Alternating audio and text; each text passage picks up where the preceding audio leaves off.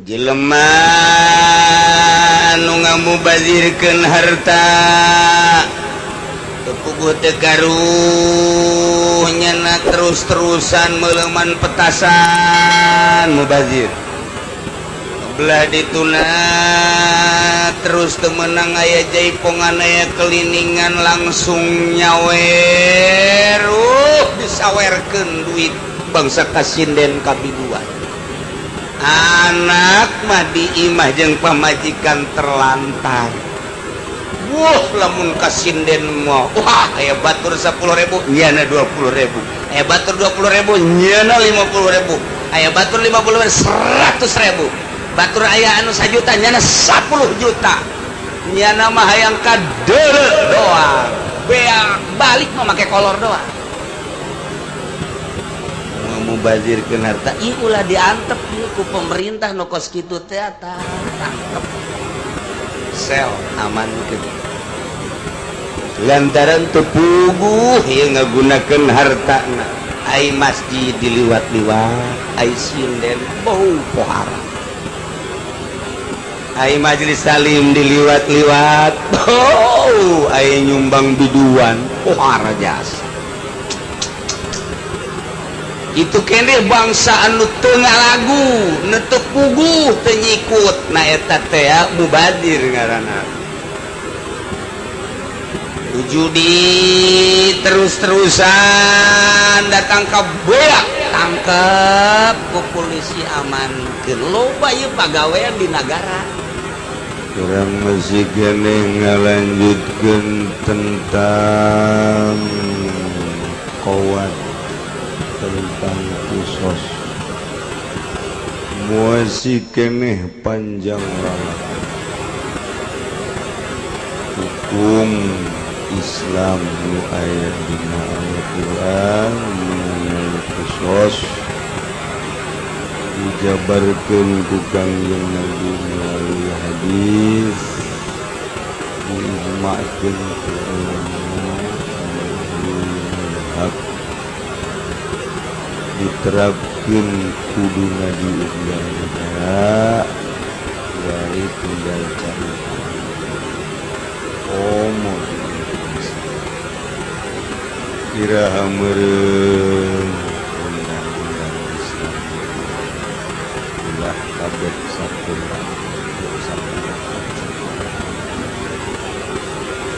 nyata geus undang-undang lain undang-undang Al-Qur'anul biasanya wae teu deuk ngarobah teu revisi asalnya hobae bahwa undang-undang lain undang-undang di undang-undang usaha rancangan usaha dirubah-rubah kumaha minah ngacak manusia rangka minahin korupsi manusia nu luhur ngakencet manusia gitu hubungannya na digitukeun barang sakitu ketat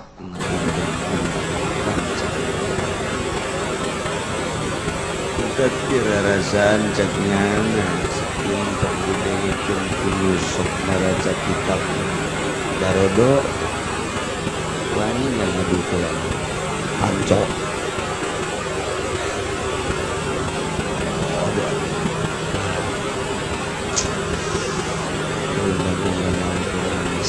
tol maling sahabat potong beres karena bupati maling potong lah kita gubernur kemarin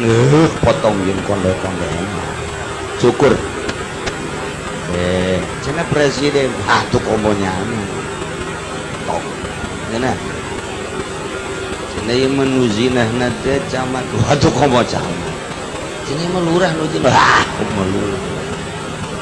Terus renjem podaran ulah aya di dunia jelema menusuk zalarina muson ribet dina beres. Cenah ieu manusia lagi atuh zaman itu atuh komo bener dina kasaksian gitu. Jadi misalnya yang simpel saya prih kemanusiaan aing mah prih ketuhanan geus ya kumaha modar sia makanan gitu. Kurang bisa kabar macaan kitab nu aya dina Al-Qur'an hese Al-Qur'an mah dihartikeun dijelaskeun kita Kanjeng Nabi di ucapan nama hese dijelaskeun buatan ulama ge hese dibacana teu mondok mah bangun hese teu masantren mah bacaan kitab teh hese beda jeung koran dibalikeun ieu bangun aya bujalan juga ya aki-aki ge cenah barang lalu pos kota waduh anak gadis umur 7 tahun digagahi oleh kakeknya sia aki jeung acak itu manaon sih tadinya eta koran mah positif itu kitab yang inspirasi ancang-ancang bulan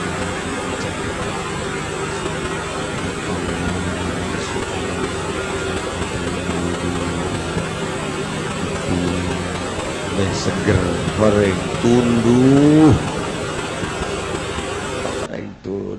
juga teh bakal seger tecek Imam Ghazali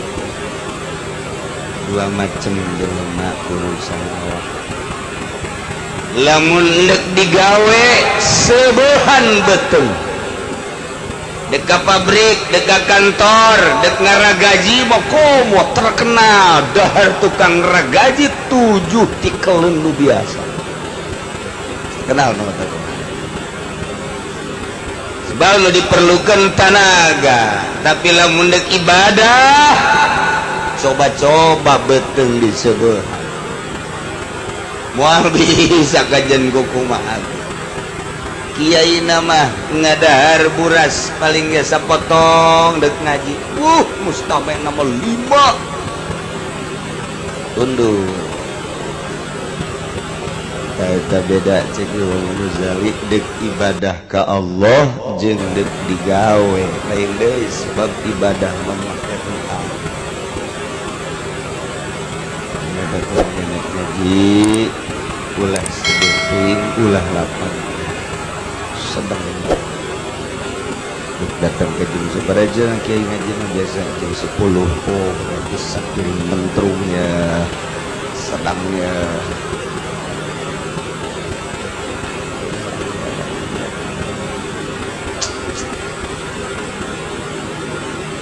Zaid jelema anu muflis jelema muflis teh jelema anu beakeun hartana dipake babayar kandas atawa beak hartana dipake berbagai urusan muflis kayak teh lamun diantepkeun bae ku pamarentah jelema nu kos kitu bakal ngabahayakeun hiji keluarga bakal terlantar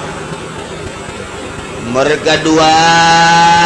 bakal ngembet ka dulur-dulur sawah nu nyanang geus dijual pakai amburadul mobil geus dijual tinggal imah doang sedengkeun tuntutan loba mun diantepkeun ieu bakal anak pemajikan terlantar bahkan geus aya sababaraha dulur-dulurna anu milu peduli ternyata nyana mah kitu bae. Jadi disebut nepoto ay teter geus teu boga nama amankeun ku pemerintah jelema anu ngamubazirkeun harta tepuguh teu karuh nyana terus-terusan meuleman petasan mubazir belah dituna terus temenang aya jaipongan aya keliningan langsung nyawer disawerkeun duit bangsa kasinden kapidua anak mah diimah jeung pamajikan terlantar lamun kasinden mah aya batur 10.000 nyana 20.000 aya batur 20.000 nyana 50.000 aya batur 50.000 100.000 batur aya anu 1 juta nyana 10 juta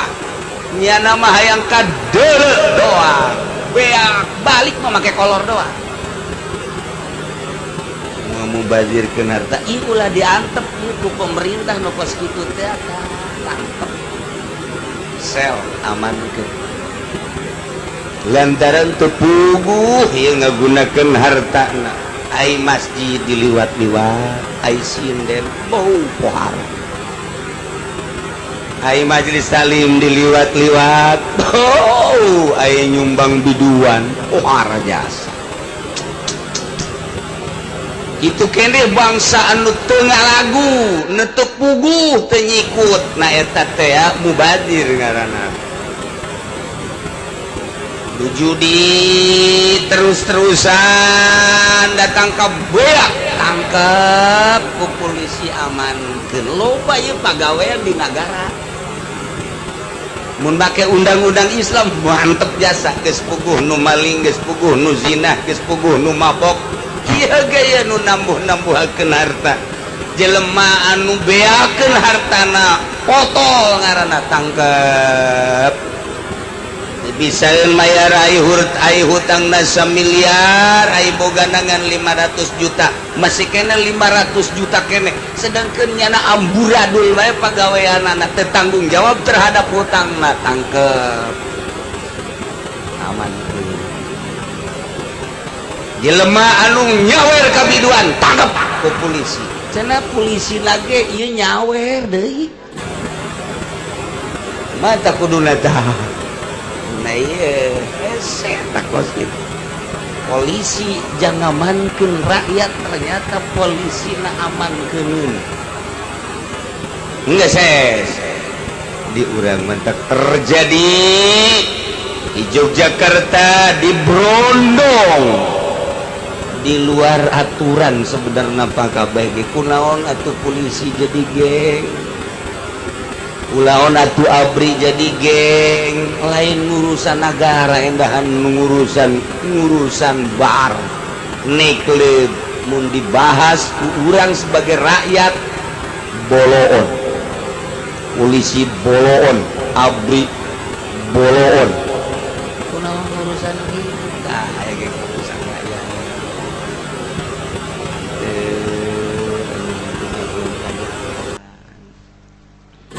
gitu atuh aya ieu jalur ka ditu nyana ternyata ka ditu stop Pak ini jalurnya ke sana bukan ke sini mohon maaf ya ntar saya anterinnya jangan ke sini waduh Masya Allah ada nggak buat ongkosnya nih saya kasih polisi sorga atau ongkos gitu oh mantap jasa kurang nggak hormat nage lain sahiji lengan dua bila perlu jeung suku opat itu ka polisi ieu mah ngahaja jalur nu ka ditu geus nyarahueun supaya katangkep jelema balikeun deui ka dieu atuh ka dieu trek enggak tahu Pak sana rambu-rambu mana surat-surat mulai anu lah ai harus Pak ini saya mau buru-buru. Buru-buru sama suruh saya buru-buru. Pak ini ini mau barang di toilet kan maka jubur dah.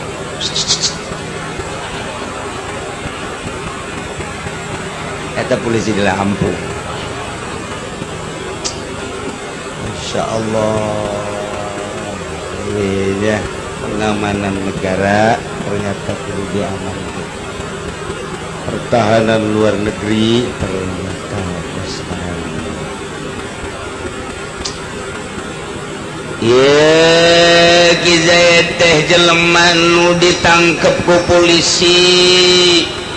lantaran jelema pakandas foto warinya na boga laku ngabunuh. Pancet tadi jelema ngabunuh teh dua macem, hiji bunuh deui isos ngaranna, bisa nego jeung keluarga pihak anu dibunuh ieu bayar diat. Kumaha lamun kuari dinego jelema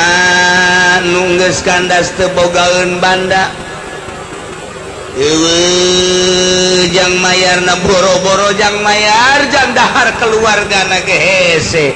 kuari dinego gas cak keluarga pihak teraniaya terbunuh geus teu kudu dibunuh deui maning bayar diat bae 100 onta. Tah eta buku boro-boro mayar 100 onta nyanana ge ditangkap ku polisi lantaran teu bisa bayar hutang kanu sejen. Walaisa limah juri palasin menang kajeleman nu dihijru diamankan ditangkap kulantaran foto ieu afwan dihampura tina kisos an malin nyana kudu mayar make harta ulah in aujabna ahadahuma lamun urang ngawajibkeun karena salah sahijina ndek kawad atawa ndek hartaya nediat sebab nyana mah lain ahli tabarru memantak geus teu dimeunangkeun. Wa ila lamun urang teu ngomongkeun teu nyaritakeun teu ngucapkeun berpendapat aujabna ahadahuma andai kata wajibkan kana kisos paina fala diati sabatat jika marite kepantilu kaol kahiji kaol kadua kaol katilu nurutkeun ceuk kaol anu kadua nu katilu bahwa ieu mah paten kudu diat bae sementara dihampura sabatat berarti geus eueuh naon-naon. Wa in atlaqo bagama sabakomun kemawali ngaitlakeun tenujukeun kana salah saeji antara diat jeung qawat eta mah pakama sabako sakumaha nu geus diheulakeun. Wa in afa alla mala fal mazhabu lamun ngahampura walina atas lamala fal mazhabu annahu la yajibu syai'un cek mazhab teu wajib naon teu kudu ngarti mah teu kudu geus emang hese ieu sana diharti-hartikeun ge.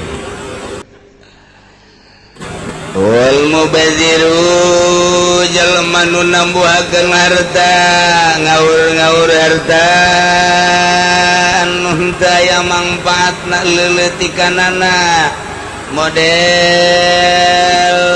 kitu nyeungeut petasan atawa pake ngadulang layangan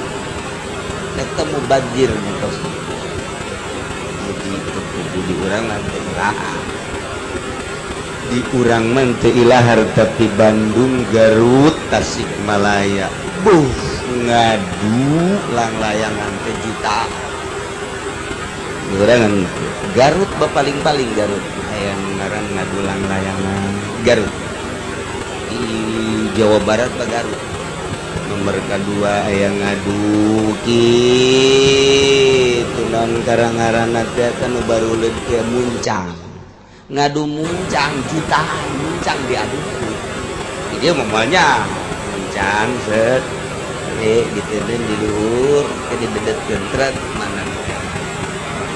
muncang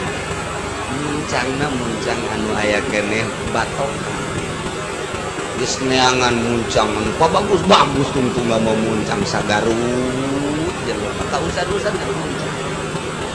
Garut eta kos kitu ladieuna apa bagus bakiak Garut eta kos emang belum orang Garutnya jadi di kota tong pabean lagi awewe kolot budak bakiak beres bakiak ngadu cangklong bagus cangklong paherang-herang Garut jadi budak morangnya cangklong ini lain pipa onam bulet dan panjang cangklongnya muka dia bangsa Raja Inggris mah tenaga cangklong pakai laken eta Garut bos kari itu watuh ngaranna ge atuh heureuy anu cangklong sok gede batok kalapa bos karari bae itu Garut eta macem-macem teh keherian ngadu muncang ulang layangan Garut kemudian bangsa petasan eta ka situ mubazir haram hukumna aman gitu si tangkep teu meunang pos karari itu dikembang-kembangkeun lantaran di sisi lain loba pakir miskin anu sore dahar isuk dahar sore naon atuh di sisi lain jelema harase dahar-dahar acak di sisi lain mah jelema heureuyeuan duit diambil acak kos kitulah lumantak nyieun piributeun negara berkuasa untuk mengamankan ulah aya ketimpangan tanggap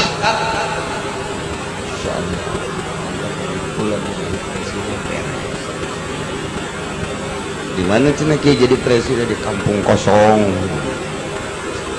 mana kampung kosong kampung wal mubadziru kasobin jelema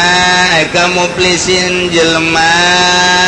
nu ngamubazirkeun harta dina diat hukumna kamu plisin kos jelema nu potol bae geus jana mah kudu dibunuh baik geus teu meunang make nego harta gila cek sakaul kasobiyin kos budak leutik besar sarua budak leutik kudu diamankeun di mana budak leutik mawa harta lantaran moal beres ngagunakeunana mentak yatim teu meunang hartana dibikeun ka yatim kudu dicekel ku walina sebab can mampuheun nya nyekelan harta paling ge sajam 2 jam sampai 2 bea aman kitu tah ieu ge sarua budak leutik ge kalata moal beres berarti jelema nu nambuh harta ngabeakeun harta ieu dina diat urusanana sarua jeung budak leutik teu meunang make urusan harta lain ahli tabarruk nya nama geus bae putus kawan walau tasolahanil qawadi alam yatai bairin ki Zaid ngabunuh ki Umar terbunuh para wali nungtut kaki Zaid supaya disidangkeun setelah disidangkeun ternyata benar-benar pelaku pembunuhan terhadap Ki Umar adalah Ki Zaid jadinya menang 2 hiji menang bunuh deui nomor kedua menang dihampura bae pembunuhan anak ganti diat sabaraha diatna keputusan Al-Qur'anul Karim 100 onta. 100 onta lamun 100 onta per ontana 10 juta baheulanan per onta 10 juta berarti kali 100 10 kali 100 berarti seberapa?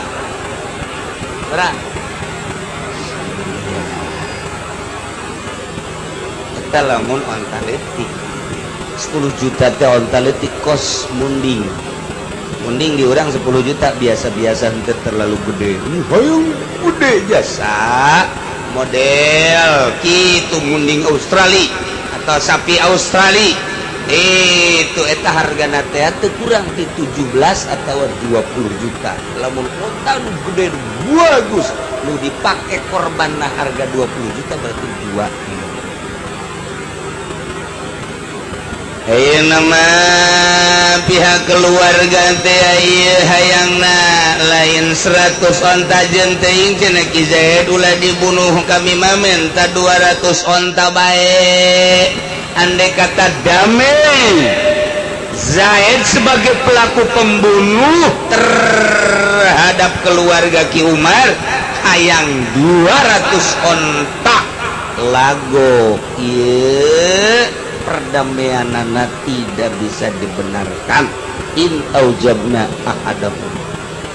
wa ila fal aswahu asihatu walau qala rasulun wallahu